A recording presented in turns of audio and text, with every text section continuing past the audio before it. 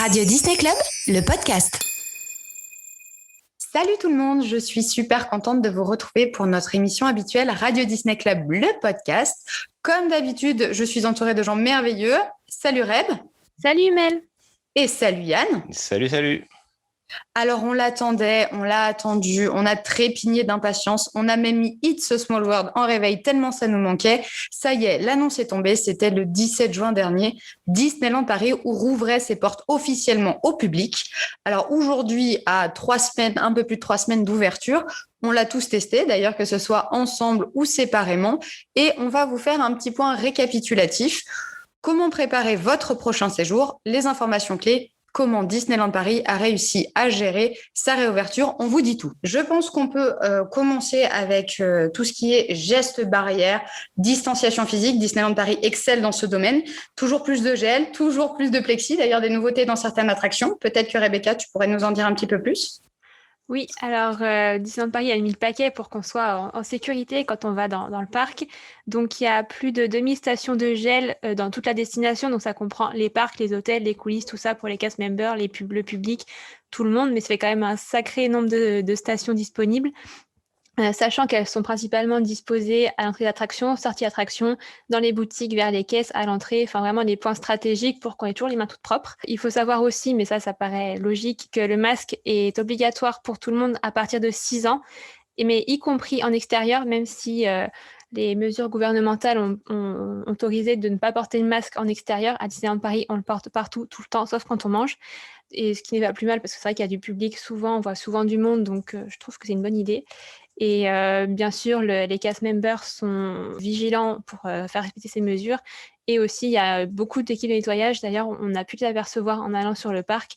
Il y a quand même pas mal de personnes qui nettoient tout ce qui est public, les caisses, toutes les choses comme ça, les allées du parc. Donc voilà. Et effectivement, les plexiglas en attraction, on le voit désormais dans les attractions comme It's a Small World ou dans les files d'attente, il y en a encore plus qu'avant. Les espaces où on se croise sont encore plus renforcés au niveau des plexiglas. Dans les attractions aussi.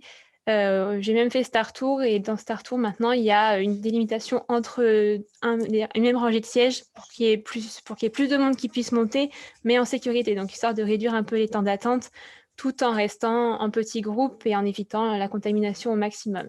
Il y a aussi dans Fantôme où il y a un nouveau système dans l'ascenseur. Ah, Yann, peut-être que tu veux nous en parler. Non, mais en fait, avant, on entendait beaucoup rester au centre de la pièce, vous rapprochez pas des murs, vraiment rester sur le tapis. Et là, en fait, maintenant, c'est tout l'inverse. On est collé au mur, on est chacun parqué dans nos petits sas en plexi. Alors après, c'est bien pensé, mais c'est vrai que ça nous change complètement l'arrivée dans cette attraction. Ça réduit un peu l'expérience qu'on avait. C'est vrai qu'on ne voit plus vraiment les tableaux. On en voit 1, 2, mais on ne voit plus les 4 déjà. Ouais, c'est très marquant dans cette attraction. Effectivement, dans Small World, c'est un petit peu moins dérangeant. Dans Star Tours, ça l'est légèrement parce que ça nous gâche un petit peu la vision 3D. Alors, pas énormément, mais un petit peu quand même.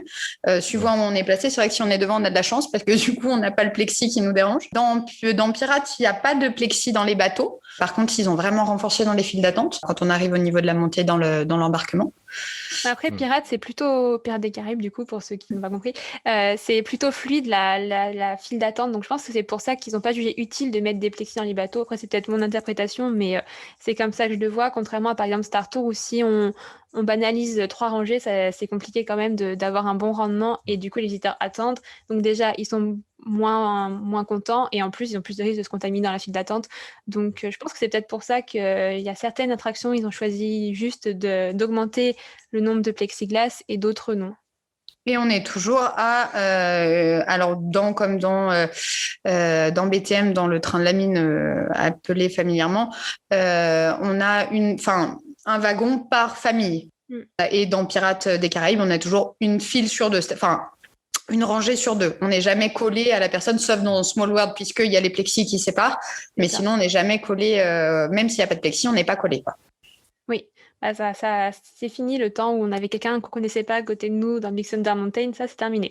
Et puis toutes les files single rider, là, ça y est, c'est terminé. mort, quoi. Ouais, oui. Ouais, c'est une façon différente, mais selon mon avis personnel, je trouve que ils ont su gérer la crise sanitaire et ils ont mis en place les meilleurs systèmes et ils se sont débrouillés excellemment bien, je trouve, par rapport au reste alors peut-être pas de la France, parce que je connais pas tout, mais par rapport au reste du monde, de ce que je vois principalement tous les jours et au quotidien, je trouve que Disneyland Paris s'est très très très bien débrouillé à ce niveau-là. Après, Disneyland Paris a eu du temps pour réfléchir.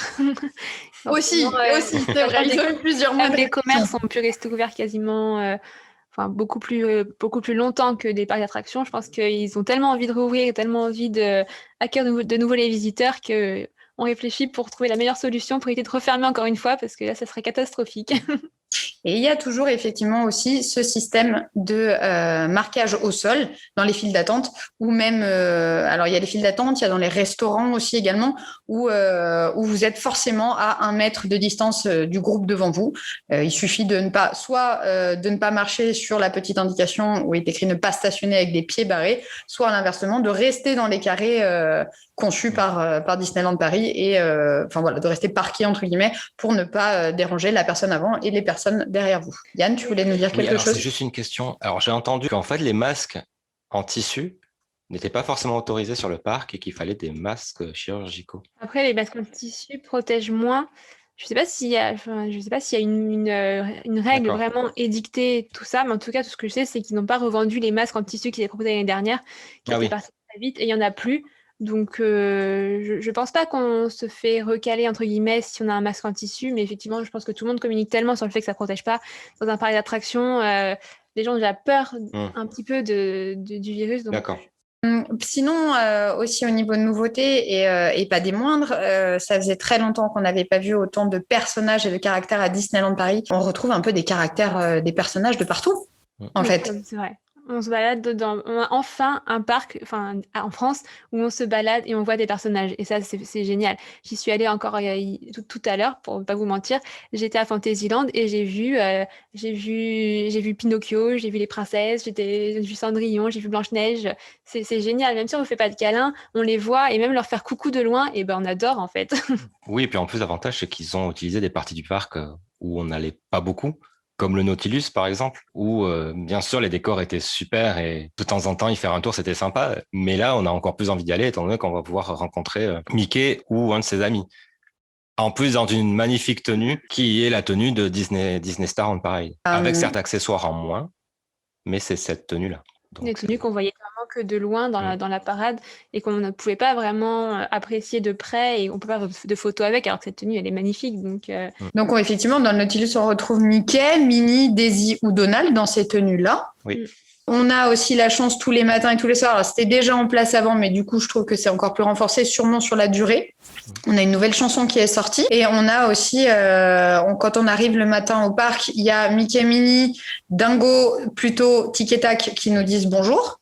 Et qui restent très très longtemps. Et on a Mickey et Minnie, parfois il y en a plus, je ne sais pas, qui nous disent aussi au revoir au même endroit le soir, c'est-à-dire sur la gare de Main Street en haut. Un peu plus loin des deux côtés de chaque début d'arcade, on a aussi des personnages. On a des personnages à la sortie des arcades, alors un peu plus devant le Plaza pour Discovery Arcade, mais devant Liberty Arcade, juste à la sortie, on a aussi un personnage. On a Cendrillon, comme tu le disais tout à l'heure, qui est vers le château. On a du côté du théâtre du château, il y a Blanche-Neige et son prince qui sont régulièrement là. C'est ça que je voulais dire d'ailleurs, il y a les princes. Et ça, c'est génial. On les voyait quand même très très peu, surtout dans notre parc français. Les princes, on les voyait très très peu. Et là, on voit Cendrillon et son prince, Blanche-Neige et son prince. Et on adore voir le prince.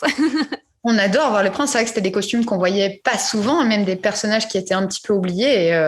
Et ça fait du bien de les voir. C'est ça. Et puis Blanche-Neige devant son puits, c'est pareil, c'est très emblématique. C'est devant son carrosse, ça fait des super photos.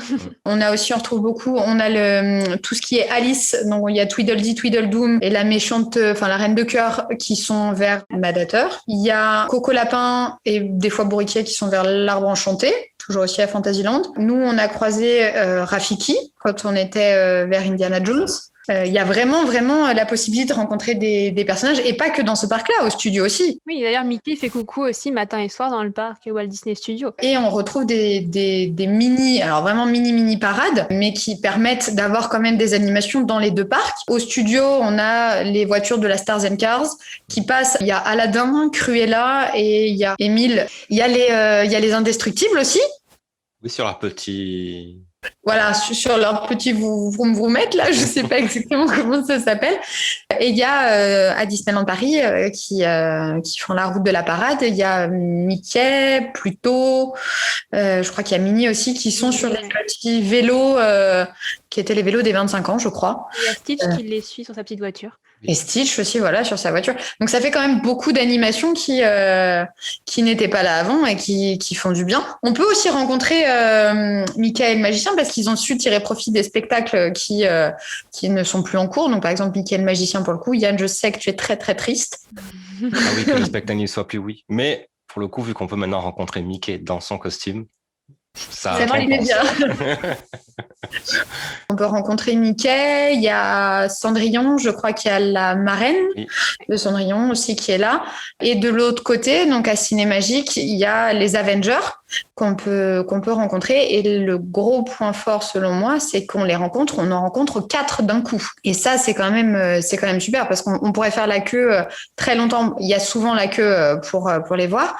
Mais là, quand on fait la queue peut-être 1 heure, mais on voit 4 personnages quand même. 4 personnages qui ne sortent que là en plus. On peut pas les voir ailleurs. Oui, et puis c'est vrai pour la durée d'attente, c'est super. C'est proportionnel. Oui.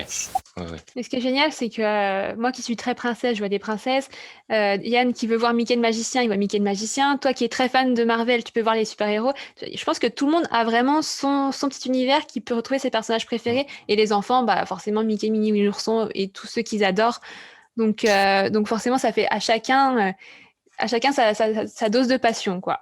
Oui, totalement. Pour le coup, Et sans trop d'attente, qui fait que même les enfants peuvent attendre un petit peu pour aller les voir. C'est ça. Et c'est peut-être oui. mieux, ils arrivent mieux à attendre peut-être là qu'à l'époque où c'était des spectacles où l'attente était pouvait être un peu plus longue et c'était peut-être plus compliqué de. Bah, puis là, au moins, ils interagissent avec eux, contrairement à un spectacle où ils voyaient Mickey de loin, mais Mickey, il fait son histoire et il s'en va. Alors que là, Mickey, il lui parle, il interagit avec lui, même si c'est en selfie et de loin, il y a quand même une vraie interaction. Les personnages, ils nous parlent, ils passent un petit moment avec nous, c'est vraiment un moment personnalisé qu'on adore, quoi. Je trouve que c'est un gros plus de cette réouverture, c'est que finalement, les caractères que l'on rencontre, autres que Mickey qui, lui, ne parle pas, mais ceux qui sont humains, on va dire, parlent et échangent beaucoup plus qu'avant. Avant, ils étaient juste là, ils faisaient un sourire, ils faisaient coucou et ça allait pas beaucoup plus loin, alors que maintenant, j'ai l'impression qu'il y a vraiment un échange qui se crée. Et ils sont en demande d'échanger avec le visiteur. Et même les personnages qui parlent pas, parce qu'on a parlé des princesses, de Mickey, des Avengers, on retrouve aussi Star Wars. Tout Discoveryland est vraiment fait pour rencontrer des personnages de Star Wars.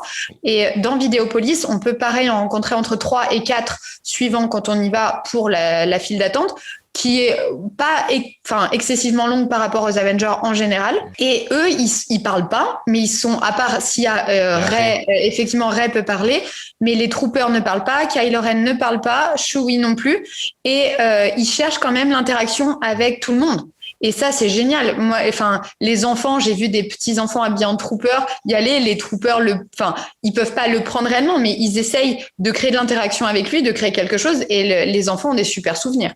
Chose qu'avant, c'était beaucoup plus compliqué pour avoir ce type de rencontre. Et donc, il y a aussi Dark Vador qui est toujours au même endroit aussi qu'on peut encore voir à Discoveryland. Il y a aussi au gazebo, on a oublié, mais il y a aussi Daisy qui vient régulièrement au gazebo. Donc, il y a vraiment quand même, quand on arrive avant cette partie du land où il n'y avait pas grand chose, on mettait 2 points rencontre au début de chaque arcade et à la sortie de Liberty Arcade, il y avait parfois un point rencontre. Là, on arrive, il y a quand même beaucoup. Cette partie a été exploitée à son maximum, je trouve. Oui. Bon, par contre, on parle beaucoup de personnages et on voit beaucoup de personnages. Par contre, je pense qu'il faut aller à Disneyland Paris en disant je vais voir des personnages, mais je ne sais pas lesquels. Oui. On a parlé de certains personnages qu'on a vus, qu'on a aimé voir. Par contre, c'est voulu, c'est une communication qui est voulue. Ne pas trop parler des horaires, ne pas trop dire où, quand, comment ils vont être, comment les voir, à quel moment venir, parce qu'ils veulent éviter l'attroupement forcément. Mais du coup, il arrive fréquemment que on arrive, et en fait là, c'est terminé, on voit de loin, mais on ne fera pas de photo avec lui. Moi, ça m'est arrivé 2 fois avec Cendrillon, je voulais la voir et j'arrivais trop tard. Mais parce qu'il n'y a pas d'horaire. Et le cast member à l'entrée ne vous dira pas à quelle heure il faut venir, à quelle heure il faut revenir, parce que c'est voulu, en fait. Ils ne veulent pas qu'on fasse la queue, et c'est normal, on est en crise sanitaire quand même.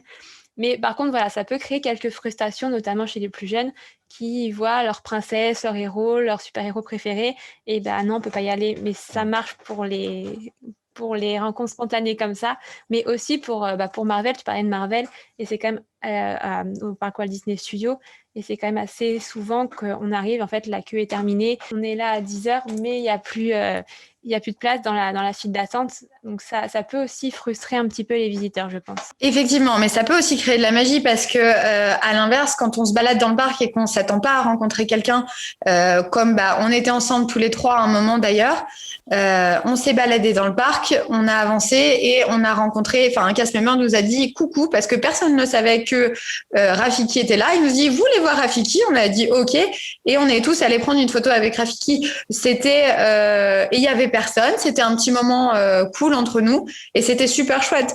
Et ça peut être ça pour plusieurs personnages et ça amène quelque chose qui n'était plus là à Disneyland Paris. Et voilà, c'est ce que je disais, je pense qu'il faut vraiment y aller en disant on va rencontrer quelqu'un, mais on ne sait pas qui, on se balade et peut-être qu'on va rencontrer un personnage, peut-être pas, on ne sait pas lequel, et c'est ça la magie Disney, c'est rencontrer Alice au Pays des Merveilles en coin d'une allée et on fait une photo avec elle et c'est trop cool. Oui, et puis il y a ce petit jeu aussi il faut les chercher, parce que pour le coup, vraiment, ils sont pas spécialement annoncés. Comme tu le disais, Rafiki, qui est vraiment à côté du chemin, mais qui est invisible. On le voit pas, ouais. On le voit pas du tout, donc il faut vraiment savoir où ils sont. Même pour le Nautilus, on le sait, mais c'est pas forcément vraiment indiqué. Quand j'y suis allé, il y avait que 2 personnes qui attendaient derrière, et on est peut-être resté une demi-heure à attendre. Il y avait personne avec nous. Donc, c'est vrai qu'il y a un petit challenge à les trouver pour pouvoir faire la photo avec eux. Et là, depuis le 1er juillet, il y a quand même si on n'a plus de spectacle, il y a un nouveau spectacle qui est arrivé à Disneyland Paris, enfin, au Walt Disney Studio exactement, pardon, au Studio D, la Fabrique des Rêves. Je ne sais pas, quelqu'un l'a vu? Non. Non, il n'y a que moi qui l'ai vu. Ouais, non, je ne l'ai pas vu encore. D'accord. Alors, j'en ai entendu parler, j'ai lu 2-3 choses dessus, mais je ne l'ai pas vu de mes yeux. Donc, je vous fais un petit récapitulatif. C'est déjà la première chose, c'est que moi, ça m'a fait vraiment, vraiment, vraiment plaisir de me retrouver dans une salle de spectacle à Disney. Et je crois qu'il y a rien qui m'avait autant manqué que de me retrouver avec dans un décor avec une salle pour le coup le décor est sublime, même magnifique. Ça fait du bien d'avoir des musiques, ça fait du bien de voir des personnages sur scène. Alors, il y a des personnages en plus. Moi, je suis pas très fan de Disney Channel. Ce qui est c'était plutôt ciblé pour les enfants, mais c'est vrai que même si on connaît pas les personnages, en fait, on est pris dans cette envie de participer au spectacle. Il est très bien mené. Pour vous faire un petit résumé, ça s'appelle La Fabrique des Rêves, et donc on va tourner autour des personnages. Il faut faire avancer, il faut que cette fabrique avance, et à chaque fois il y a un personnage qui n'a pas de rêve, donc on va l'aider à réaliser son rêve et on va faire une chanson à chaque fois dessus et en rapport avec des personnages de Disney Channel. Et c'est très prenant, les musiques sont top, les performeurs dansent très bien.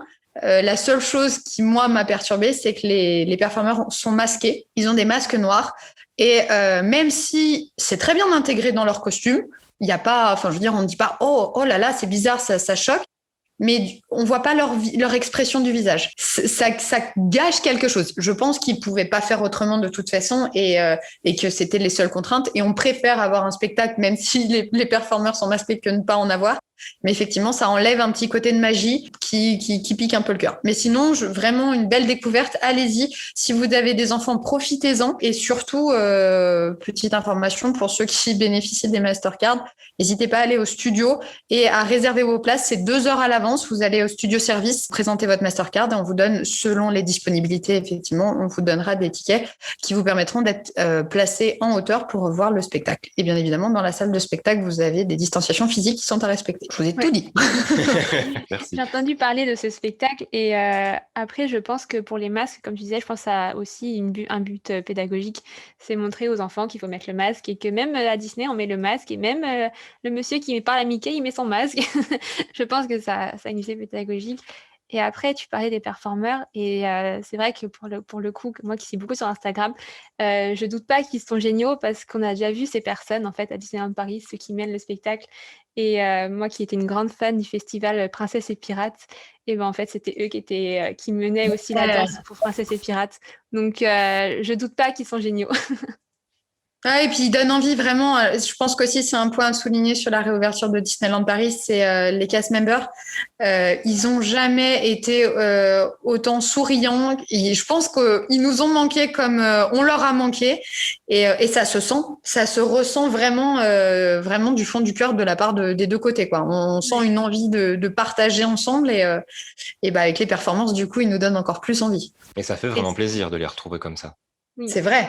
Bah, on sent du sourire, on sent aussi de la discussion, c'est-à-dire qu'on peut faire son travail correctement en étant simplement agréable et poli. Mais là, on sent qu'ils sont avenants, vraiment, qui nous emmènent. Je sais qu'on a fait des files d'attente ensemble où les castes sont venus nous parler, nous demander d'où on venait, qu'est-ce qu'on voulait.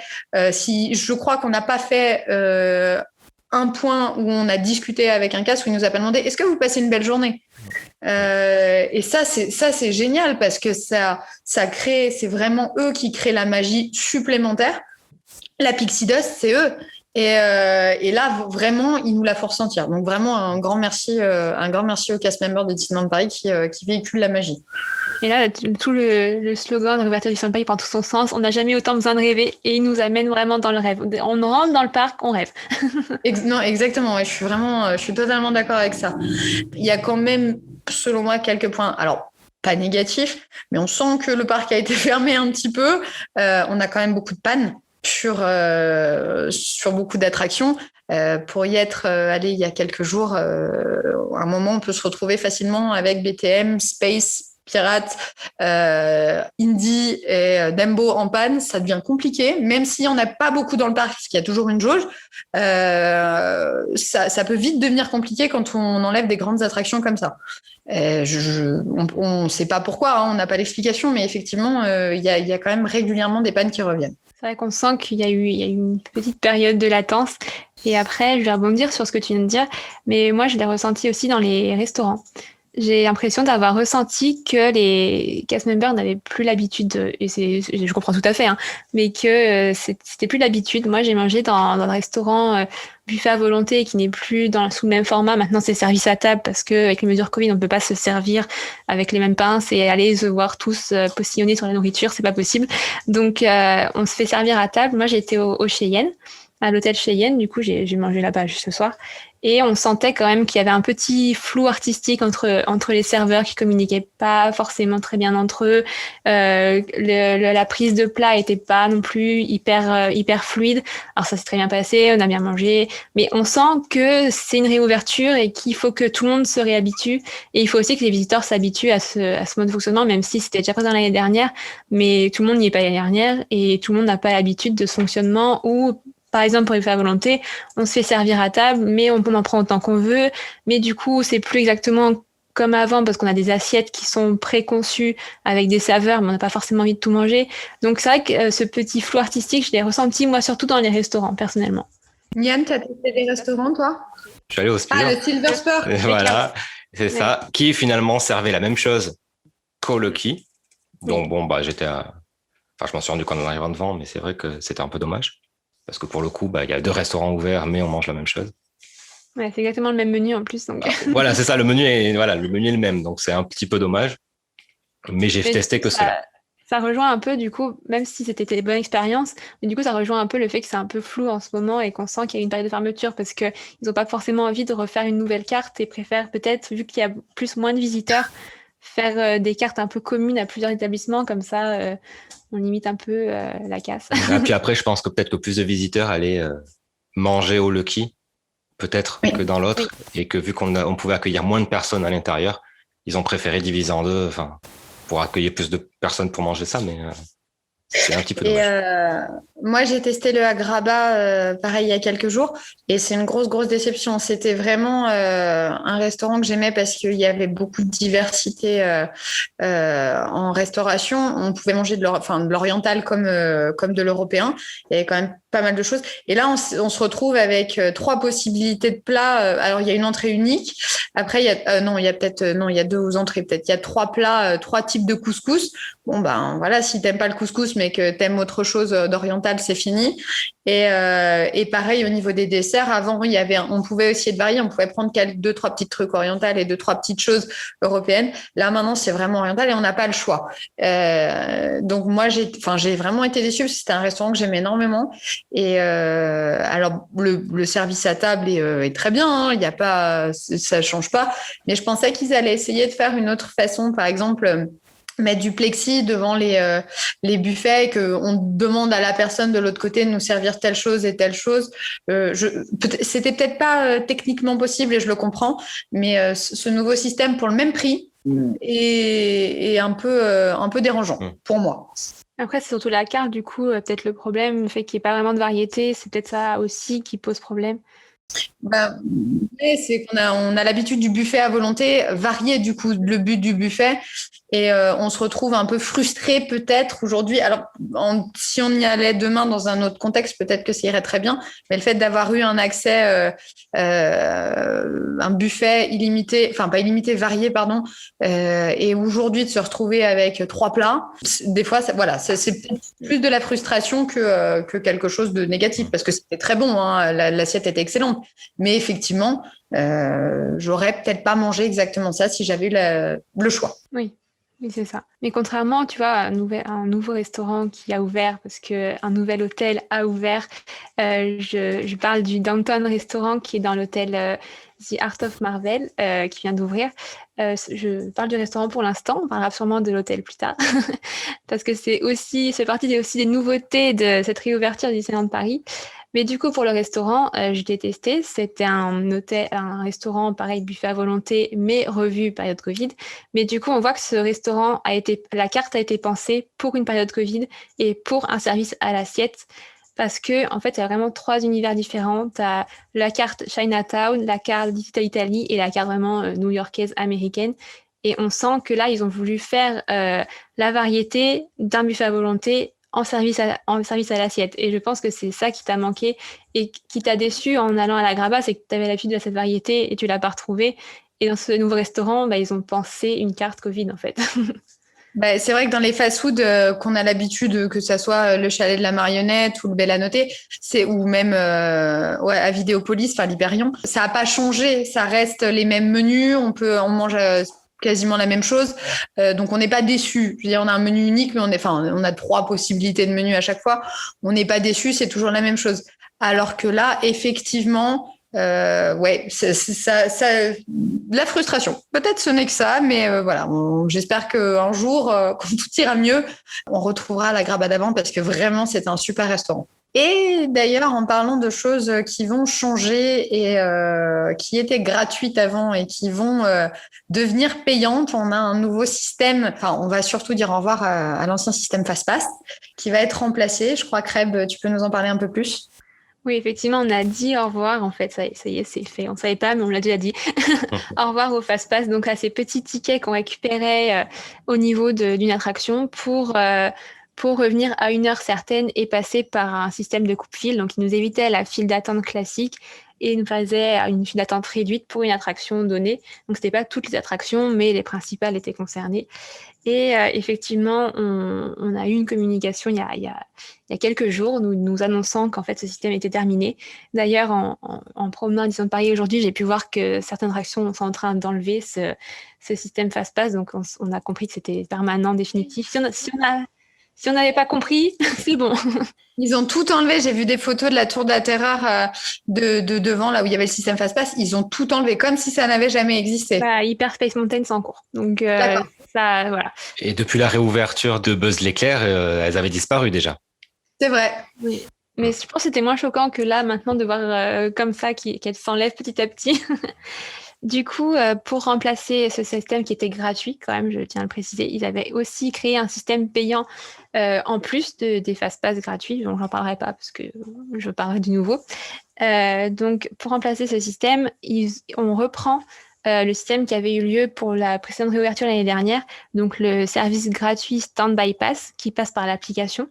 C'est pas réellement un Fastpass, on s'enregistre, on prend rendez-vous pour faire une file d'attente virtuelle en fait.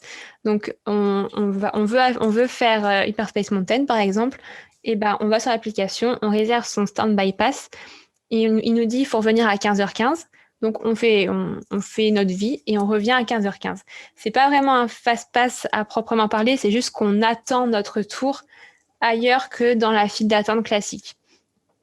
Et pour revenir à un système de Fastpass, donc de coupe-fil, qui est vraiment fonctionnel, et maintenant, ça sera un système qui est payant avec Disney Premier Accès, donc qui sera disponible très bientôt. On nous dit cet été, mais du coup, ça va arriver très vite. Sur l'application aussi de Disneyland Paris, donc vraiment l'application va devenir votre incontournable, surtout maintenant qu'il n'y a plus de plans, il n'y a plus de programme à l'entrée. Donc, il était temps qu'elle serve à quelque chose, l'application. Autre qu'avoir les temps d'attente, parce que bon. C'est vrai. Donc maintenant, elle sert de tout, de plan, d'itinéraire et de Fastpass, du coup. Et donc, le Fastpass Disney Premier Access, donc c'est pour bénéficier d'un accès rapide sans passer par la file d'attente à une attraction. Donc, c'est pas pareil, pas toutes les attractions, mais les attractions les plus populaires et les plus connues. Donc, on peut présumer que ça sera celle où il y avait le système de Fastpass avant. Et du coup, par contre, ce système a un prix de lancement, donc on se doute que ça va augmenter, de 8 € par personne et par attraction. Donc ça fait quand même un budget quand on est une famille de 5 personnes. Voilà, je vous laisse faire le calcul, c'est 8 € par personne, par attraction, pour commencer. C'est par jour ou c'est juste un coupe-fil 8 €? Un coupe-fil, 8 €. D'accord. Okay. Ouais. Un coupe-fil 8 €. Je pensais que c'était à la journée. Non, c'est un coupe-fil 8 € par personne. C'est comme ça que je le comprends, en tout cas. C'est vraiment variable en fonction, d'après ce que j'ai lu, variable en fonction de l'affluence et de la période à laquelle on le prend. Mais du coup, ça sera minimum 8 €, parce qu'on nous annonce un prix de lancement à 8 €. Oui. Donc, c'est possible que l'été prochain, une période août bien chargée, il soit, je ne sais pas, moi, à 15 €. Je m'avance sur le prix, mais on comprend que c'est juste le plus bas prix et que ça va augmenter. Le coupe-fil virtuel, j'ai pas vraiment compris le fonctionnement. Tu attends où, en fait? Ok, tu fais ta file d'attente sur ton téléphone, mais après, tu vas où? Tu vas te remettre dans la file d'attente normale? Pour celui-là, le payant? Pour le Standby Pass. Je pense que tu as quand même un accès quand même prioritaire parce que tu fais ta file d'attente à l'extérieur. Donc, logiquement, tu es censé rentrer plus ou moins rapidement dans l'attraction. Tu ne refais pas la file, le bout de la file, par exemple. Alors, moi, ce que j'ai compris et ce que j'ai vu, parce que après c'était durant la phase de test, donc je suis pas sûre qu'ils en soient là aujourd'hui. En tout cas, le Standby Pass te permettait, en fait, l'attraction est fermée pour les personnes qui n'ont pas réservé. Donc, c'est-à-dire que tu rentrais, moi j'ai vu ça devant Crush, où il y avait tout un attroupement parce que les gens avaient réservé leur Standby Pass et les autres personnes ne comprenaient pas qu'elles ne pouvaient pas rentrer parce que eux, pour beaucoup de gens, c'était pas encore dans les ficelles. Et les gens, les guests normales essayaient de rentrer dans l'attraction, on leur disait non et c'était que les personnes qui avaient le Standby Pass qui pouvaient accéder et rentrer. Donc, ils ouvraient sur des créneaux horaires à ce moment-là, c'était du midi 14h, c'était réservé au Standby Pass. Et ils utilisaient ça comme ça. Maintenant, je ne sais pas comment ils comptent le faire. Ils comptent le faire aujourd'hui. S'ils conservent ce système-là ou pas du tout, parce que c'était quand même énormément le bazar à ce moment-là. Parce que si on n'est pas au courant, si on ne s'est pas informé avant, c'est pas comme une attraction qui est en réhabilitation et on a juste à aller sur le site internet et à voir qu'elle est en réhabilitation.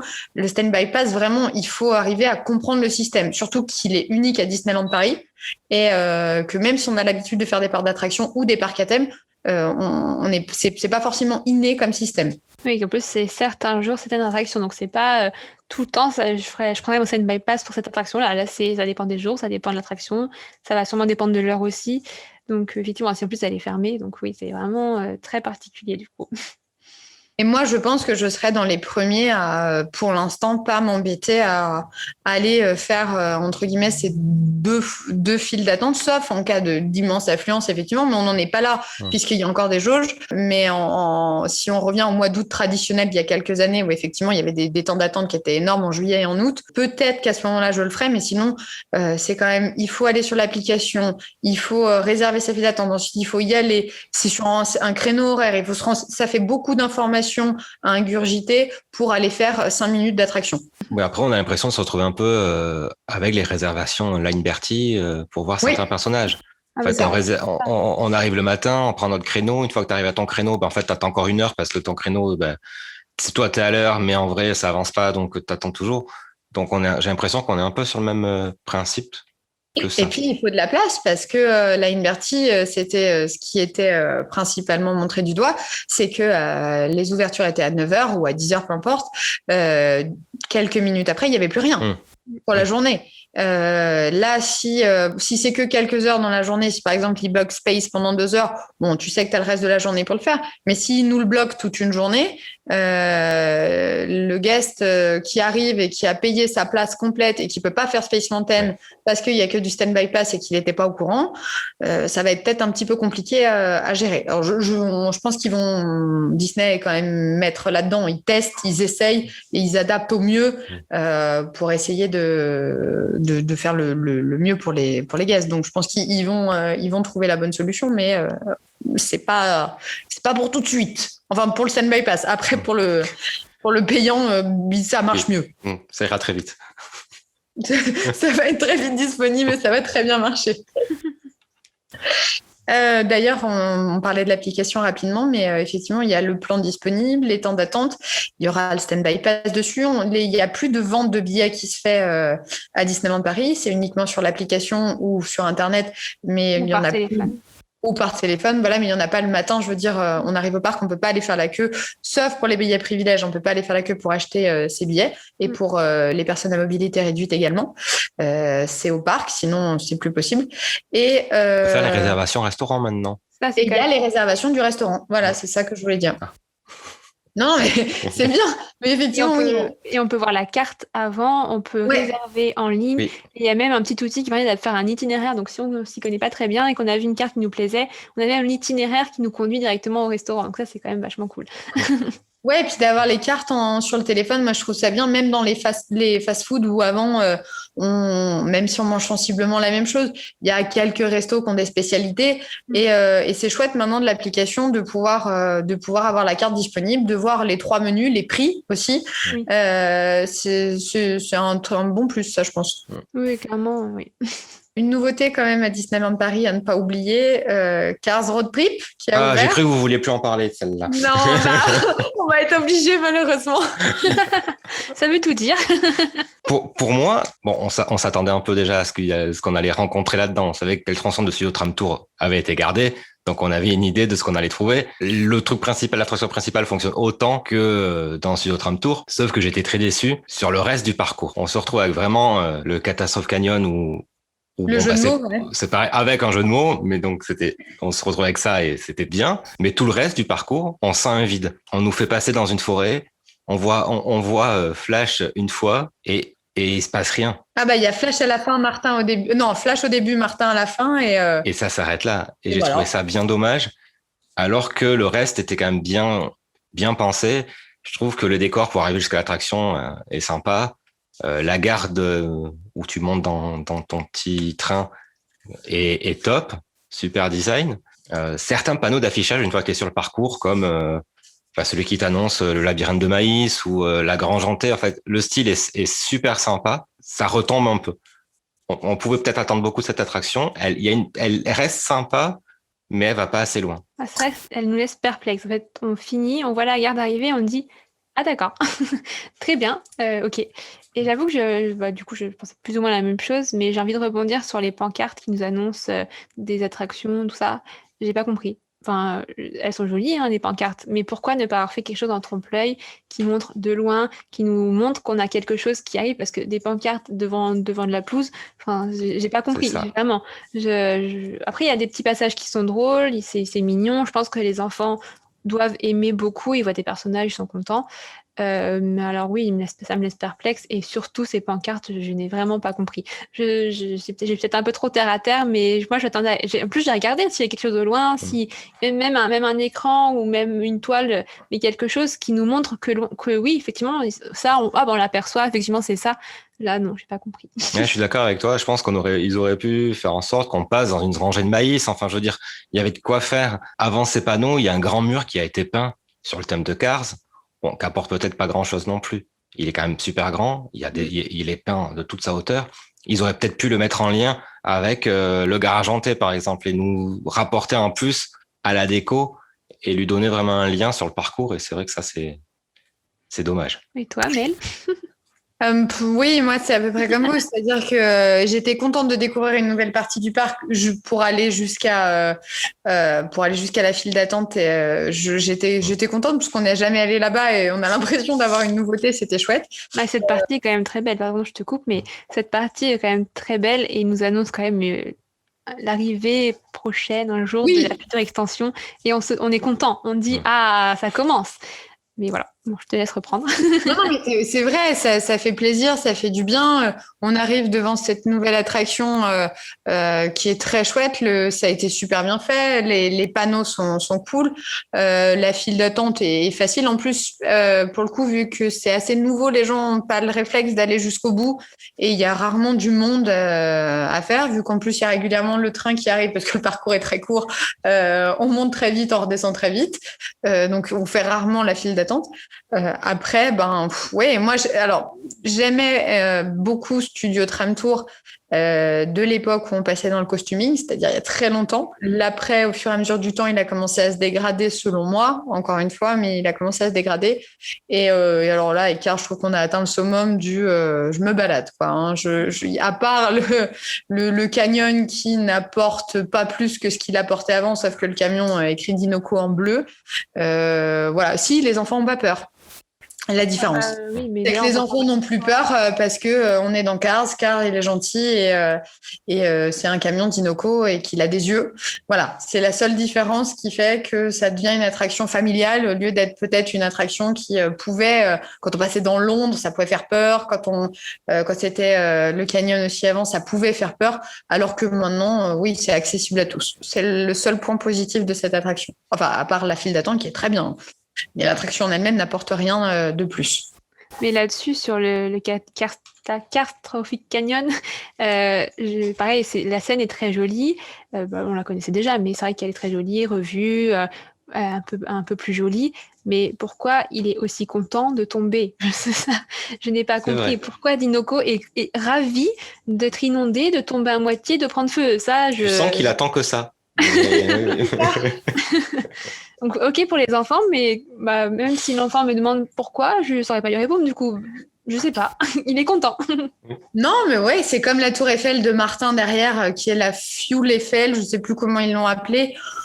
Bon, ouais, c'est pas folichon, hein. C'est pas horrible, mais c'est pas folichon. On n'est pas là en se disant waouh, c'est magnifique. Alors, prions pour que la suite des Walt Disney Studios et la future extension ne soit pas genre comme ça où on arrive, on dit waouh, et après boum, ça retombe. Même si je pense qu'ils vont faire quelque chose de super chouette. Mais ouais, cette attraction est un semi-fiasco, on va dire. Voilà. Oui. Après, pour le coup, ils avaient bien communiqué dessus, mais quand même, ils nous avaient un peu annoncé la couleur. On pouvait pas s'attendre à un truc déjà complètement nouveau parce qu'ils ont clairement joué carte sur table en disant que ça serait pareil, mais remasterisé. C'est vrai. Et après, on s'en doutait. Quand on lisait un peu entre les lignes, personnellement, je ne m'étais pas attendue à l'attraction de l'année non plus. Non, moi aussi, oui, c'est vrai. Bref, on aurait pu faire mieux. Du côté de Discoveryland, il manque quand même Orbitron qui, même si c'était pas l'attraction phare, Au niveau des corps, elle était assez imposante et il n'y a plus rien. Ça manque. Moi, ça m'a perturbée quand je suis arrivée à Disco. Mais d'ailleurs, oui, c'est vrai que ça perturbe, mais après, c'est la rénovation en cours. Mais on n'en a pas parlé encore, mais quand même, le gros point central de Disneyland Paris actuellement, c'est le château. Oui, le château est en réhab, effectivement. Actuellement, ouais, on n'a même pas parlé parce que pour nous, je crois que ça nous a paru logique et on a fait abstraction de ça, mais effectivement, le château est en pleine rénovation.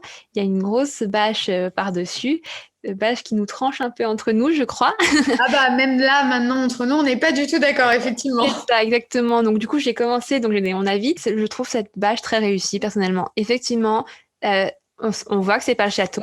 On voit que c'est pas que c'est une bâche. Oui, après, il veut pas faire des miracles non plus. Mais pour moi, elle est quand même bien faite. Elle a quand même des jolies perspectives. En plus, on a la chance entre guillemets d'apercevoir la tour du haut. Donc on voit quand même qu'il y a notre château derrière. C'est pas complètement bâché.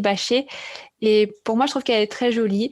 Elle est bien faite. Quand on fait un petit peu le tour, on voit des décorations, on voit les 3 fées sur le côté. Quand on est derrière du côté Fantasyland, on voit une toile avec la Belle au bois dormant, en plus en robe bleue, ce qui est quand même assez innovant. Mais moi, je trouve qu'elle est jolie. Après, ça divise. Effectivement, sur les photos, c'est moins joli qu'avant, mais le château a besoin d'un petit coup de pinceau. Donc, moi, je trouve que c'est bien réussi. J'ai donné ma vie. J'ai laissé la parole aux autres parce que je crois que... Alors, moi, je te rejoins totalement dans le sens où je trouve que c'est une réhabilitation qu'ils ont réussi. La thématisation du château, pour moi, est bien faite. Alors, effectivement, plus on s'approche, plus on se rend compte que ça va pas.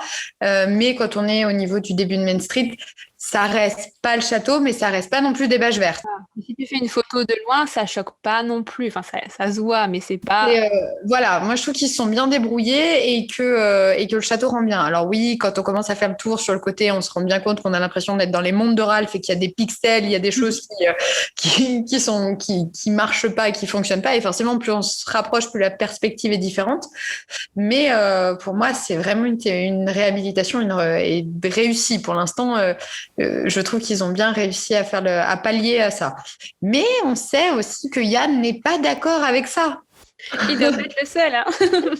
Alors, c'est vrai que quand on arrive au début de Main Street, de loin, ça passe. Je veux dire, on est loin, la perspective, on la voit bien. Même si je trouve bizarre de voir les tours, les toits des tours qui sortent des bâches et ça accentue le fait qu'il y a quelque chose de bizarre. Mais plus on s'approche et moins ça fonctionne. Et si on n'est pas vraiment en face, on voit tous les côtés où il n'y a rien imprimé sur les bâches, à part du ciel. Et je trouve que ça tranche beaucoup trop. Alors bien sûr, ils ont été mettre les petites fées, mais il y a rien derrière. En fait, il y a un ciel nuageux et les fées, il y a rien d'autre. Elles sont en train de construire le château, les fées. Oui, d'accord, mais je trouve que j'ai beaucoup de mal avec cette bâche. Le fait qu'il y ait plein de petits morceaux de bâches de différentes tailles, c'est ça qui me choque le plus. Et du coup, t'aurais vu quoi Oui, voilà. Qu'est-ce que tu aurais vu à la place? Ben moi, je pense, j'aurais vu alors c'est con, mais j'aurais vu un bloc.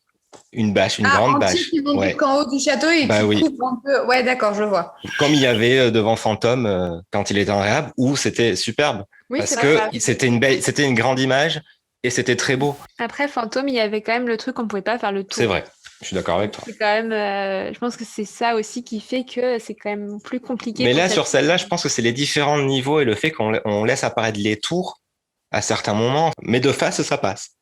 Oui, ils auraient pu faire. Je crois que c'est le Mark Twain qui est dans le lac de Thunder Mesa. Ils ont mis une grosse bâche. Enfin, c'est presque devenu un hangar autour du bateau pour le cacher.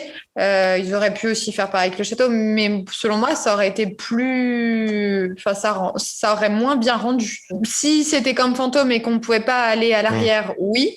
Mais là, du coup, ça aurait fait vraiment un bloc. Sur le côté, ça aurait rendu bizarre. Là, on arrive à garder de la finesse dans la hauteur, même si c'est des blocs de différents. On garde une élévation vers le haut. Forcément, c'est une élévation. Mais après, c'est peut-être aussi parce que, et d'ailleurs sûrement, pareil, je m'avance, mais sûrement parce qu'ils vont sûrement vouloir enlever la bâche petit à petit et l'enlever du coup par strates, ce qui n'aurait pas été possible avec un gros carré. Sûr. Là, je pense que d'ici quelques mois, on verra la strate en dessous de la première tour qui va partir et ça va sûrement être ça l'objectif, c'est qu'on retrouve petit à petit le château et qu'on le redécouvre petit à petit aussi. Et puis, il était quand même temps. On va arriver aux 30 ans de Disneyland Paris et le château n'avait jamais eu de réhabilitation grosse comme celle-ci. Et il était temps. Donc, bon, ils l'ont bien réussi, ils l'ont moins bien réussi. On se mettra pas d'accord. Et puis, c'est bien parce que comme ça, tout le monde donne son avis. Mais on va bientôt le retrouver et c'est ça qui compte. Mais en parlant de choses dont on n'est pas d'accord, la nouvelle chanson voilà. d'accueil de cette année, vous en pensez quoi? Pas du tout. Alors, quand tu es sur le parc, moi, j'aime beaucoup. J'aime bien l'entendre sur le parc. Par contre, il y a quelque chose qui me perturbe, c'est que je la retiens pas. Quand je sors du parc, je ne l'ai pas en tête. Je saurais même plus dire quel rythme elle a, enfin, vaguement, mais je saurais pas dire quel rythme elle a.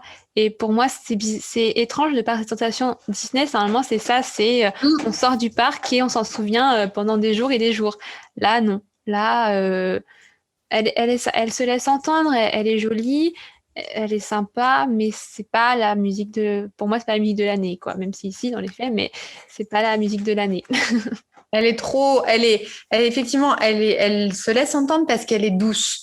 Elle est douce et elle a un rythme très, très lent qui donne une sensation où on est cool, on est sympa, ça fait plaisir de l'entendre, mais elle reste pas en tête et on se dit pas, waouh, que ça soit les parades, les spectacles, il y a toujours cette musique qui revient en tête. On n'est pas sorti.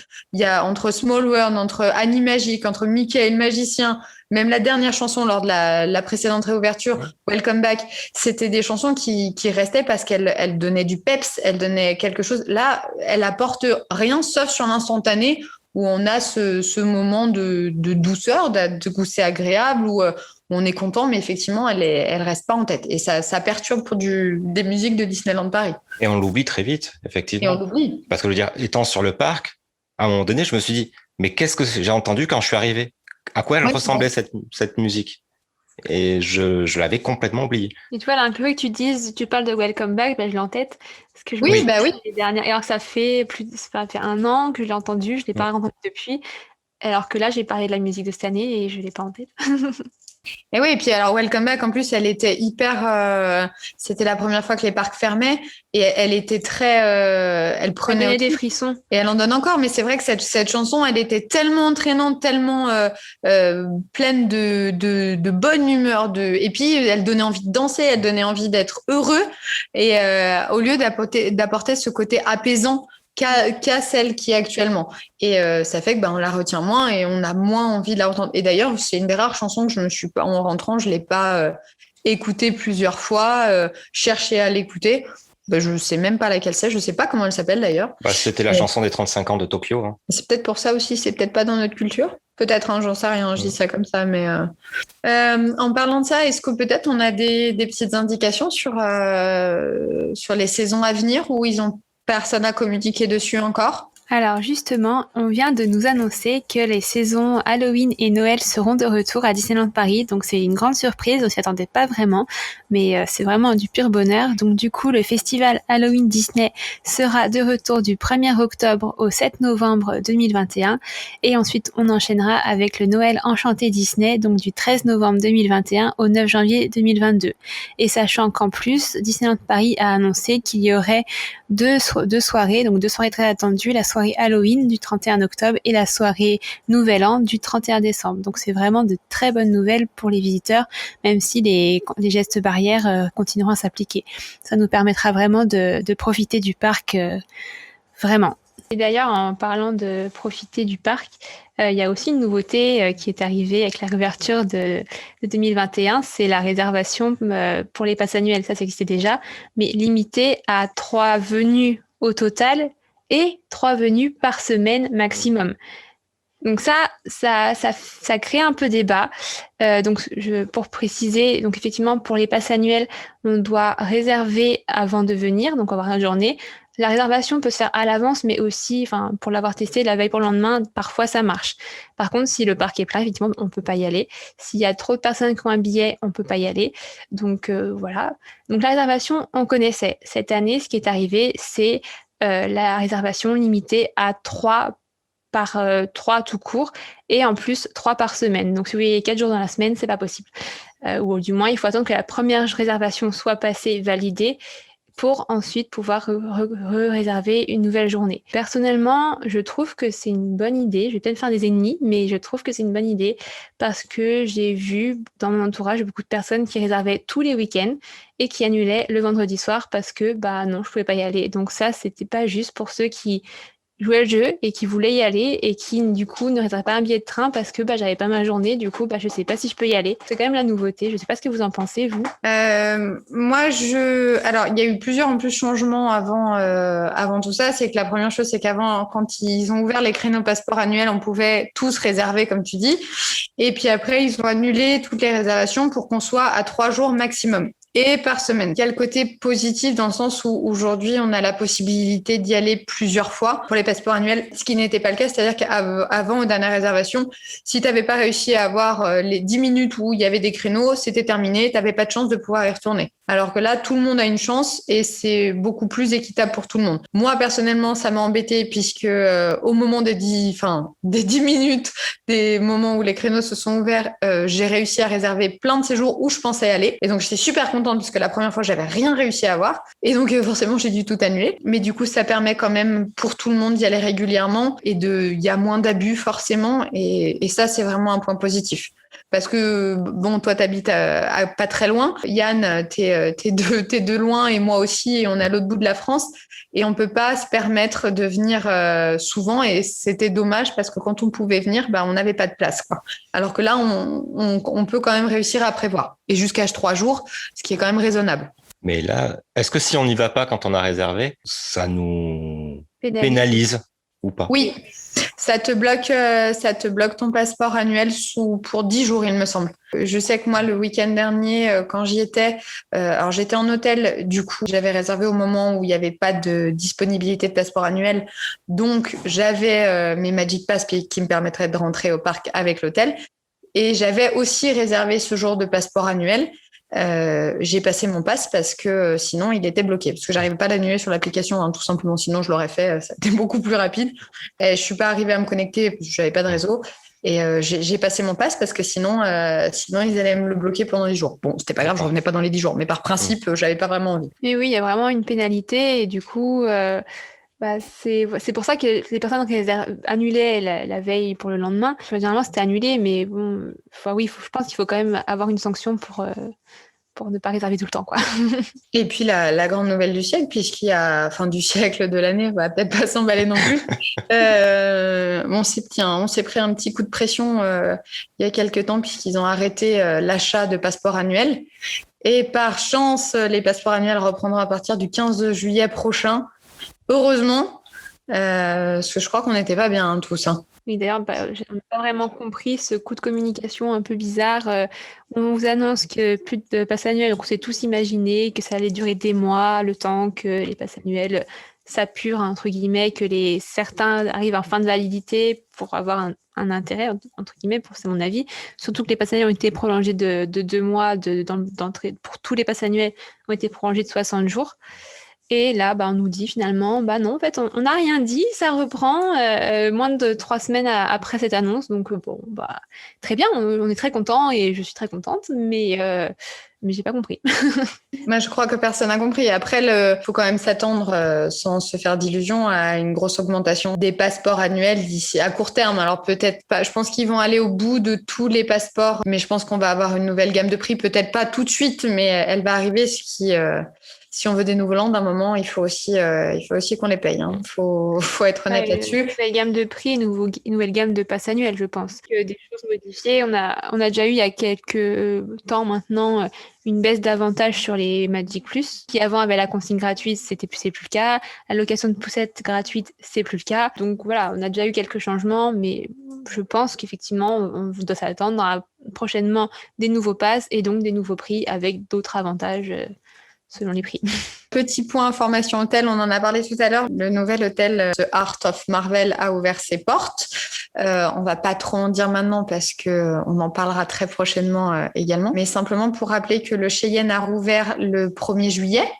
Donc, on peut de nouveau y retourner, que le DLH est toujours fermé. Et Reb, tu peux peut-être nous donner une date approximative. Alors, peut-être pas une date exacte, mais Pour longtemps. pour longtemps. Voilà, pour longtemps, c'est bien aussi. Pour plusieurs années, je pense. Et en fait, ils ont fait le choix, pour le coup, de rénover l'hôtel entièrement, donc de le fermer entièrement pour pas qu'il y ait une expérience visiteur dans l'hôtel gâchée. Je sais que le Newport, ils avaient rénové par partie l'hôtel et ça avait créé des séjours un peu gâchés par les ouvriers, par le bruit, et du coup un chantier retardé parce que fallait pas réveiller les guests, fallait pas faire de la poussière par exemple, des choses comme ça. Donc le Disneyland hôtel très haut de gamme pour Disneyland Paris, bah il est rénové d'un seul coup. Et du coup, bah, ça va durer longtemps. Et on a eu le thème aussi, il n'y a pas très très longtemps, du DLH qui va changer. C'est ça. Donc, on va passer d'un thème plutôt classique à un thème royal. Qui te correspond du coup? Ah, complètement. Moi, j'ai qu'une hâte, c'est d'aller dans la chambre Cendrillon que j'ai vue en photo. Donc, donc voilà. Donc oui, effectivement, le Disneyland Hotel n'est pas ouvert. Il ne doit pas rouvrir tout de suite. Yann, tu as quelque chose à nous dire? Il y a une chose dont on n'a pas parlé et qu'il y a partout sur le parc avec nos photopasses. Ah, les Magic Shots! Qui se sont multipliés. Et il était temps. C'est-à-dire, on a adoré leur arrivée. Et là, le fait qu'il y en ait de plus en plus, on adore encore plus. Et des personnages qui sont pas forcément... Enfin, ils sont un peu rares. Je pense à Kevin, par exemple. Oui. Bah, c'est génial d'avoir une photo avec Kevin. Enfin, je trouve ça trop cool. Ouais, ou alors avec Grogu après. Et puis, ils sont dans leur... Enfin, je veux dire, Grogu est à Disco, Kevin est à Adventureland.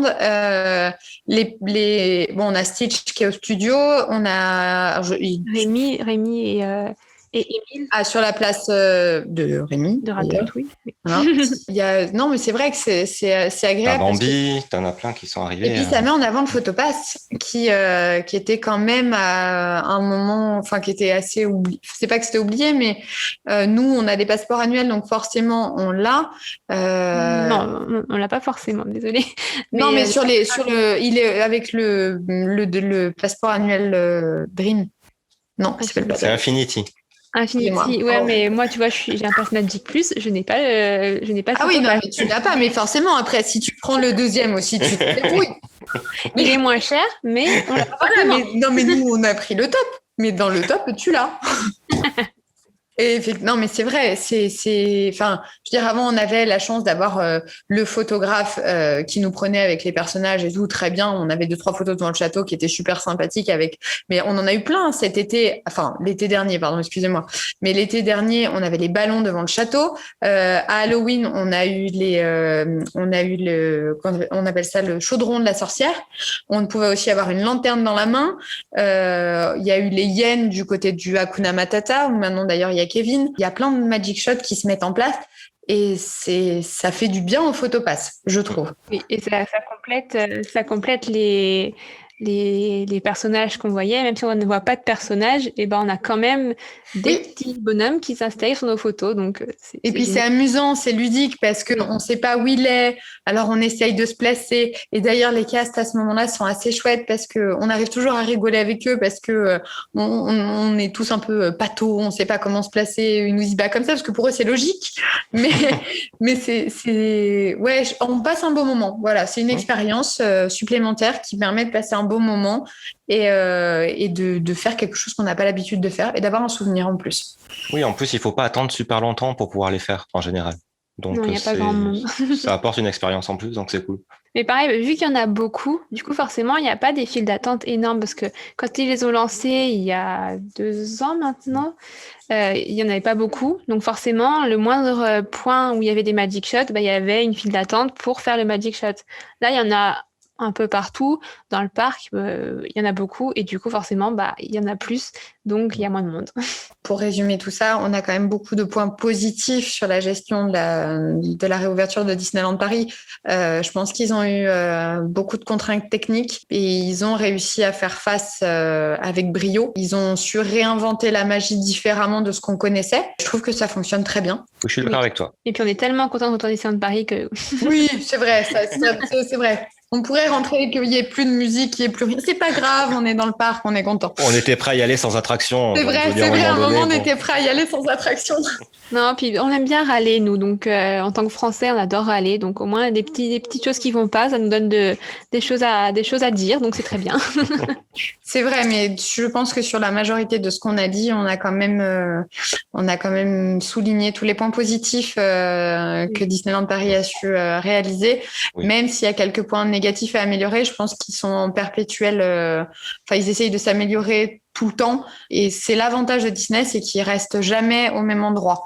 Ils essayent toujours de changer, d'évoluer. Des fois, ils se plantent. Et puis, des fois, ça va très bien. Et je pense que là, ils ont marqué des points. Et plus on va avancer dans le temps, plus on l'espère, cette crise sanitaire va se terminer un moment. Et plus on aura des choses encore plus chouettes derrière. Je pense qu'on peut dire que c'est une réouverture complètement réussie. Oui, totalement. Oui. On dit merci Disneyland Paris. Merci Disneyland Paris. Je crois qu'on a fait le tour de ce podcast et de la réouverture de Disneyland Paris. Pour le prochain, je ne vais pas faire de spoil, mais pour vous donner un petit indice, ça sera un petit thème super-héros. On se retrouve bientôt. Je vous remercie de nous avoir écoutés et à très vite. À bientôt. Salut. Salut. Retrouvez tous nos articles sur www.radiodisneyclub.fr. Ce podcast a été enregistré avant les dernières annonces gouvernementales. Merci de prendre note que depuis le 21 juillet dernier, il vous faudra être muni d'un pass sanitaire valide ou d'un test PCR négatif de moins de 48 heures pour accéder au parc Disney. Vous pouvez retrouver dès à présent toutes les informations sur le site officiel de Disneyland Paris, www.disneylandparis.com.